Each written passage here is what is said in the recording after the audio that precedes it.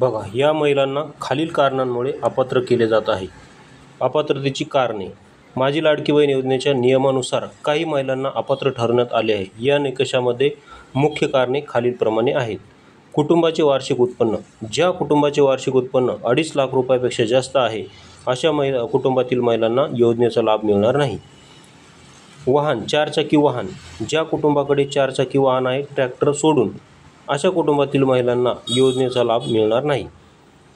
आणि हा जो सर्वे आहे तो अंगणवाडी सेविकांकडून राज्य सरकार करून घेत आहे. अंगणवाडी सेविकांना हे काम दिलेलं आहे की जर एखाद्या कुटुंबामध्ये जर 4चाकी वाहन असेल किंवा एखाद्या कुटुंबानं पूर्वी नसेल मात्र आता नवीन 4चाकी वाहन खरेदी केलं असेल तर अशा कुटुंबातील महिलांना या योजनेतून वगळण्याचे आदेश दिलेले आहेत.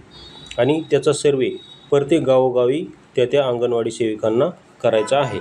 हे अंगणवाडी सेविकाकडे काम दिलेले आहे. तसेच राज्य सरकार RTOकडून सुद्धा माहिती घेत आहे की कोणकोणत्या कुटुंबाकडे 4चाकी वाहन आहे. त्यानुसार राज्य सरकार त्यांच्यावर ॲक्शन घेत आहे आणि त्यांना योजनेतून बाहेर करत आहे. त्यानंतर अधिवास प्रमाणपत्र. ज्या महिलांकडे राज्याचे अधिवास प्रमाणपत्र नाही त्या महिलांना योजनेचा लाभ मिळणार नाही. त्यानंतर बऱ्याच महिलांचं अकाउंट हे आधारशी लिंक नसल्यामुळेही बऱ्याच महिलांना म्हणजे पैसे त्यांच्या अकाउंटला येण्यास प्रॉब्लेम येत आहे. बँक खाते आणि आधार लिंक. बघा, ज्या महिलांचे बँक खाते आधारशी जोडलेले नाही त्या महिलांना योजनेचा लाभ मिळणार नाही. हे अगोदरही स्पष्ट सांगितलेलं होतं.